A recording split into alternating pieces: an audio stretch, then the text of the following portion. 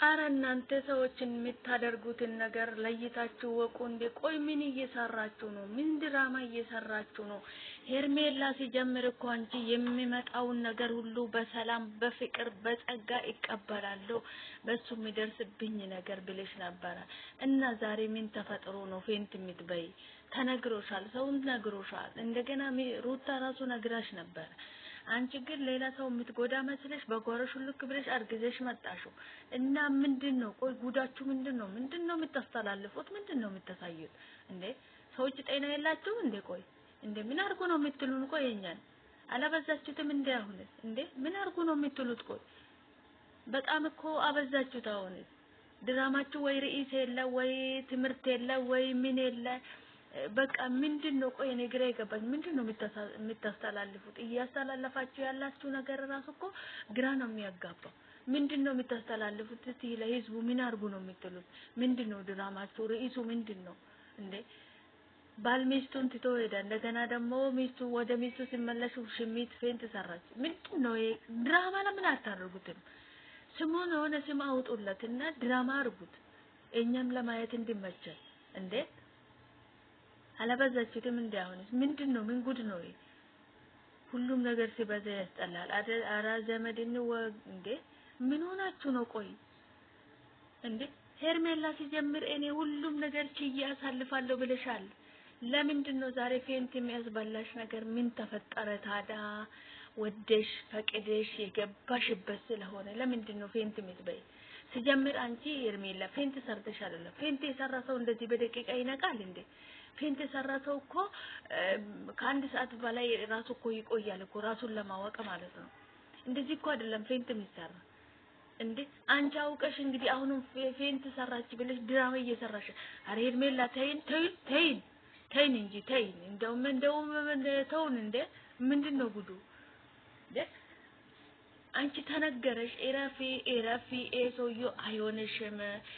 የልጁን እናት ትቶ የመጣ ሰውዬው ነገ አንቺን ትቶ እንደማይሄድሽ ምን እርግጠኛ ሆነሽ ነው እንደዚህ የምትሆኚ? ስለሽ ስንልሽ እኮ ሁሉም ነገር ይቀበላሉ። የሚመጣውን ሁሉ አልቅሽ የመሆን ምን ደደሽቼም ቢሆን ይቀበላሉ ብቻ። እና ታዲያ ዛሬ ምንድነው ፌንት የሚያሰራሽ? ፌንት የሚያሰራሽ ነገር ምን ተፈጠረ ታዲያ እንዴ?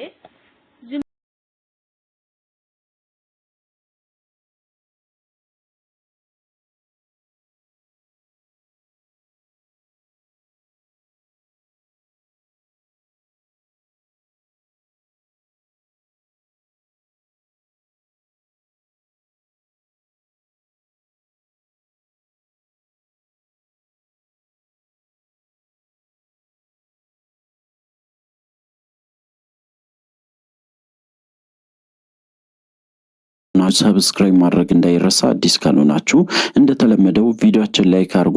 ሐሳብ አስተያየታችሁን ኮሜንት ስራ አስቀምጡልን። ወደ ጉዳያችን በትላንትናው ዕለት እንግዲህ እጅግ በጣም በሚያስገርም ሁኔታ ሄርሜላ በስተመጨረሻ እንግዲህ ፌንት ወይም እንግዲህ ራሷን እንደሳተች አይተናል። በጣም ብዙ ሰውም ሲጠይቅ ነበረ እንዴት ሆነች፣ ምን ተከሰተ የሚለው ነገር ለማወቅም እንደሚፈልጉ በጣም ብዙ ሰዎች ሐሳባቸውን ሲሰጡ ነበረ። እንግዲህ በዛሬ ዕለት አንድ ነገር ተሰምቷል። እጅግ በጣም በሚያስገርም ሁኔታ እንግዲህ ሄርሜላ በጣም ራሷን ማወቅ እንዳልቻለች ኢቭን እንግዲህ ራሷን ስታ ወድቃ ሆስፒታልም እንደወሰዷትም ጭምር ነው በብዛትም ሲወራ የነበረው። እንግዲህ በስተመጨረሻ ይሄንን መረጃ ለማጣራት ሞክሬያለሁ። አንዳንድ ሰዎች ጋር ደውያለሁ። በተለይ በጣም ቅርብ የሆኑ ሰዎች ጋራ እየደወልኩ ነበረ። እንግዲህ ምንድነው የተፈጠረ በዚህ ቪዲዮ የምነግራችሁ ይሆናል። ከዛ በፊት እንግዲህ ያው አብዛኞቻችሁ በገመታችሁት ልክ በተለይ ብዙዎቻችሁ እንዳላችሁት ያው መተት ነበረ፣ አብርሃም ላይ የተሰራ መተት ነበረ። ያ መተት እንግዲህ አሁን ላይ ስለተነሳለት ነው አብርሃም ወደ ቀልቡ የተመለሰ ብላችሁ ስትናገሩ ነበረ። እንግዲህ በሱ ነገር ላይ 100% እርግጠኛ ሆኜ ነው የምነግራችሁ። በጣም ብዙዎቻችሁ በእርግጠኝነት በዚህ ጉዳይ ላይ ተስማማላችሁ ብዬ ነው የማስበው። እንግዲህ እንደተባለው መተት እንደሆነ በተለይ እንግዲህ በጣም ቅርብ የሆነ ሰውም ይሄንን ጉዳይ ነግሮኛል። በተለይ እንግዲህ ይህንን ነገር መናገር እንደማይፈልጉ በግልጽ መተት ነው ብሎ መናገር እንደማይፈልጉ ነገር ግን በዛን ሰዓት የተከሰተው እጁ ላይ የነበረው የወርቅ ሰዓት ከወለቀለት በኋላ ነገሮችን ማስተዋል እንደቻለና ምን እንደተፈጠረ ወይም ደግሞ እየተፈጠረ እንደነበረ ሁላ እንደማያስታውስ ኢቭን እንግዲህ አንዳንድ ነገሮችን ያው እነ ሩታ በደንብ ነግሮት አሳምኖት ነው እንጂ አንዳንድ ነገሮችን እስከ መርሳት ደረጃ ድረስ እንደደረሰ አብርሃም ያንን ነገር ለመስማት ችለናል። በተለይ እንግዲህ አብርሃም ከራሱ ጋር እንዳልነበረ በግልጽ ሲናገር ነበረ። ሄርሜላን ያስታውሳታል፣ ነገር ግን በዚህ ደረጃ እንደተቀራረቡ ብዙም አያውቅም ወይም ደግሞ ያንን ነገር በደንብ አድርጎ አያስታውስም ማለት ነው። እንግዲህ በጣም ብዙ ነገሮችን እንዳሳለፉ በተለይ ሄርሜላ መጠቀሚያ እንዳደረገችው በግልጽ ሲናገሩ ነበረ። በተለይ እንግዲህ ወንድምየው ብዙ ነገሮችን ሲናገር ነበረ ኤፍሬም ለአብርሃም እያንዳንዱን ነገሮች የተፈጠሩትን ነገሮች አሁን ላይ የነበረበትም ጭምር እያንዳንዱን እያነሳ ሲያወራው ነበረ። አብርሃም እንግዲህ በደንብ የምታስታውሱ ሰዎች አላችሁ እያስባለሁ ከሄርሜላ ጋራ በምን ወይ እንደተዋወቀና ከዛ በኋላ ህይወቱ ላይ ምን እንዳጋጠመው ሁላችን የምናስታውስ ጉዳይ ነው። በተለይ እንግዲህ በጣም የማይረሳ ነገር ብሩክና አቤል በተደጋጋሚ ያው ሄርሜላን እንዲቀርባት በጣም ሲሞክሩ ነበረ። በጣም እንግዲህ በተደጋጋሚ ብዙ ቪዲዮዎችን እየሰሩ አብርሃምና ሄርሜላን ለማገናኘት በጣም ሲጠሩ እንደነበረ ሁላችን የምናስታውስ ጉዳይ ነው። እንግዲህ ከዛ ጊዜ ጀምሮ ነው በተለይ እጁ ላይ ወርቅ ሰዓቱን እንግዲህ ካጠለቀ በኋላ እጅግ በጣም በሚገርም ሁኔታ የአብርሃም ስሜት ተቀያይሯል። መቀየር ብቻ አይደለም ከምታስቡት በላይ እንግዲህ ለሄርሜላ የተለየ ስሜት ነበረው። አብዛኛው ሰው እንግዲህ መስተፋቅር ሊሆን ይችላል እንጂ በዚህ ደረጃ ትዳሩን እንኳን በትክክል እንኳን ሳይፈታ ወይም ደግሞ ምንም አይነት ፍቺ ሳይፈጽም እንዴት እንደዚህ ሰውን ረስቶ ሩታ ረስቷት በተለይ ሌላ ሴት ሊያፈቅር ይችላል? በዚህ ደረጃ ሊሆን አይችልም። ማንኛውም ሰው እንግዲህ ጊዜ ያስፈልገዋል። በተለይ እንግዲህ ብሬክአፕ ወይም ደግሞ ይሄ መለያየት ላይ ሲኖር የተወሰነ ጊዜ እንግዲህ ከራስ ጋር መሆን የሚባል ነገር አለ። ያ ነገር እንኳን አላስተናገደም አብርሃም። ቀጥታ እንግዲህ ከሩታ ጋር እንደተጣላ ወዲያውኑ ሪሌሽንሺፕ ጀምሯል። ያ ነገር ደግሞ አብዛኛው ሰውም ሲያነሳ ነበረ። መስተፋቅር አሰርታበት ነው እንጂ በጭራሽ የአብርሃም ጸባይ ይሄንን አይደለም ብሎ ብዙ ሰውም ሲናገር ነበረ። እውነት ለመናገር እንግዲህ በዚህ ጉዳይ ላይ እኛም እንስማማለን። ምክንያቱም እንግዲህ በትላንትናው ዕለት 1 2 3 4 ነገሮችን ተናግሮ ነበሩ። እጅግ በጣም አሳማኝ የሆነ ይሄ መተት እንደሆነ በግልጽ እንግዲህ ሩታ ተናግራለች። ምንድነው የተናገረችው የሚለውን ነገር በደንብ እናነሳለን። በመጀመሪያ ደረጃ እንግዲህ ያው አብርሃም የተናገረው አንድ ቃል ነበረ። በተደጋጋሚ እንግዲህ ሲናገር የነበረው እኔ ከራሴ ጋራ አልነበርኩም፣ ያደረኩትም ነገር ትክክል አልነበረም፣ አሁን ወደ ራሴ ተመልሻለሁ። እንግዲህ እኔ መኖር የምፈልገው ከሚስቴ ጋራ ወይም ደግሞ ከሩታ ጋራ ነው ብሎ በግልጽ ሲናገር ነበረ። ሁለተኛ ደግሞ እንግዲህ ያው ሩታ የተናገረችው ነገር ነው። እጅግ በጣም ብዙዎቻችን ያስገረመ ንግግር ነበረ። በተለይ እንግዲህ ሩታ እንግዲህ ለሄርሜላ የተናገረችው አንድ ቃል በፍጹም ወጥመድ ፈርሷል ወይም ደግሞ የጣላችሁት ወጥመድ አፍርሰናል፣ አሁን ላይ አብርሃም ነፃ ነው፣ ወደ ራሱ ማንነት ተመልሷል ብላ በግልጽ ስትናገር እንግዲህ አብዛኛው ሰው ያንን መተት በደንብ አስታውሷል ማለት ነው። እሱ ብቻ አይደለም እንግዲህ በጣም በሚገርም ሁኔታ ከዚህ በፊት ደግሞ በተለይ ሄርሜላ ቃል ስታስገባው የነበረው አንድ ነገር ነበረ። አብርሃምን ቃል ያስገባቸው ነገር ምንድነው ካላችሁ እንግዲህ እጅ ላይ የማደርግልን ሰዓት በጭራሽ እንዳታወልቀው፣ ይሄንን ሰዓት አወለክ ማለት ከኔ ጋር ተጣላ ማለት ነው። በጭራሽ እንግዲህ ማንም ሰው አውልቅ ቢል እንኳን እንዳታወልቅ ብላ ከዚህ በፊትም በዚህ ጉዳይ ላይ በደንብ አድርጋ እንደነገረችው በደንብ እናስታውሳለን። እንግዲህ ይሄ ብዙም ጊዜ አይደለም፣ አመት አይሞላውም። ነገር ግን ብዙ ነገሮችን አስተናግዷል አብርሃም። ከዛ በኋላ ነው እንግዲህ የአብርሃም ስሜት በሚገርም ሁኔታ የተቀየረው። እንግዲህ በጣም በሚገርም ሁኔታ ደግሞ ምንድነው አሁን ላይ እንዴት መተት ውስጥ ሊፈርስ ቻለ ወይም ደግሞ ይህንን ወደ ራሱ መመለስ እንዴት አገኘው የሚለው ደግሞ በጣም ብዙ ሰውም አስተያየትም ሐሳብም ይሰጣል። እንግዲህ ምንድነው በመጀመሪያ ደረጃ እጁ ላይ ያለው የወርቅ ሰዓት አሁን ላይ እጁ ላይ የለም። ያ ነገር ከበቂ በላይ ማስረጃ ነው።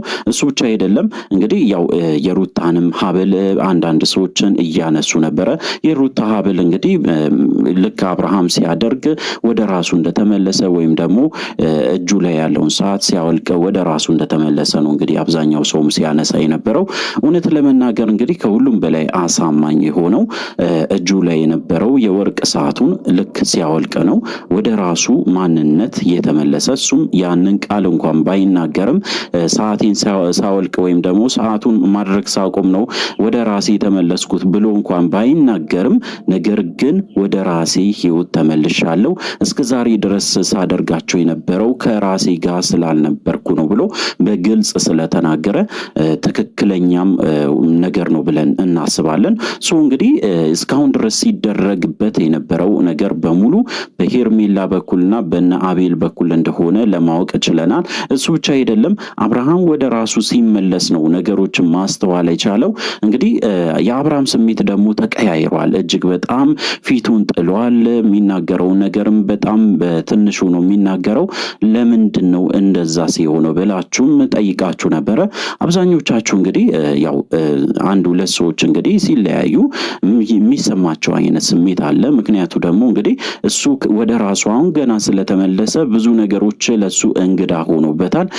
ከሄርሜላ ጋራም እንደኖረ ወይም ደግሞ ከሷ ጋራ ብዙ ነገር እንዳሳለፈ ራሱ በእርግጠኝነት ለመናገር አልቻለም። ምክንያቱ ደግሞ ከራሱ ጋራ ስላልነበረ በጣም ብዙ ነገሮች ኮንፊውዝድ ስላረጉት አእምሮ መረጋጋት ስላለበት ለተወሰነ ጊዜ እንግዲህ አብርሃም እረፍት ካደረገ በእርግጠኝነት ወደ ራሱ ይመለሳል ማለት ነው። አሁንም ወደ ራሱ ተመልሷል። በእርግጠኝነት ግን ሞር በጣም እንግዲህ ኮንፊደንስ ኖሮት በትክክለኛ ፊቱ የሚመጣ ለተወሰነ ጊዜ እረፍት ሲያገኝ ነው ብዬ ነው የማስበው። እሱ ብቻ አይደለም፣ ሌላም አዲስ ነገር አለ። እንግዲህ በትላንትናው ዕለት ማታ ላይ ሄርሜላ በስተመጨረሻ ራሷን እንደሳተችና ራሷንም እንግዲህ ልክ ስትስትም መጨረሻ ላይ ቪዲዮ እንደተጠናቀቀ በደንብ እናስታውሳለን። እንግዲህ በዛሬ ዕለት እኔም ለማጣራት ሞክሬ ነበረ። ሄርሜላ ምን ሆነች? ከዛስ ምን ተከሰተ? እያንዳንዱ ነገሮችን ለማጣራት ስሞክር ነበረ። እንግዲህ ሄርሜላ ራሷን ስታ ወደ ሆስፒታልም ወስዷት ነበሩ። በስተመጨረሻ ነቅታለች። ነገር ግን እጅግ በጣም ድብርት ወይም ደግሞ ይሄ ዲፕሬሽን የሚባለው ውስጥ ገብታለች። እንግዲህ እንደዚህ አይነት ነገር ውስጥ ስትገባ ይሄ ለመጀመሪያ ጊዜ አይደለም። ነገር ግን ይሄኛው የመጨረሻ ሊሆን ይችላል ብዬ የማስበው። ምክንያቱ ደግሞ እንግዲህ አብርሃም ወደ ራሱ ህይወት ተመልሷል። ካሁን በኋላ ለሷ ምንም አይነት የተለየ ስሜት እንደማይኖረውም ጭምር በግልጽ ሲናገር ነበረ። እንግዲህ አብርሃም ወደዛኛው ስሜት ውስጥ የማይገባ ከሆነ ወይም ደግሞ ለሄርሜላ የማይቆም ከሆነ ካሁን በኋላ ሄርሜላ በራሷ መንገድ ተነስታ እንግዲህ ወደ ራሷ ህይወት መመለስ አለባት። ወይም ደግሞ የጀመረችውም ከዚህ በፊትም የምታውቀው ወይም ደግሞ ትዳር ውስጥም ከነበረች ወይም ደግሞ ልጅም ከነበራት እንደተባለው ወደዛ ህይወት መመለሷ ግድ ይሆናል ማለት ነው። እንግዲህ ወደ ራሷ ህይወት እንድትመለስ እኛም ምክር እንሰጣለን። ምክንያቱም ምንም እንኳን ባለትዳር መሃል ገብቶ ብዙ ነገሮችን ማድረግ ቢቻልም ነገር ግን ምንም አይነት ውጤት አይገኝበትም። መጨረሻው እንግዲህ የታወቀ ነው። አብርሃምና ሩታ እንደሚታረቁ ሁላችንም ስለምናውቅ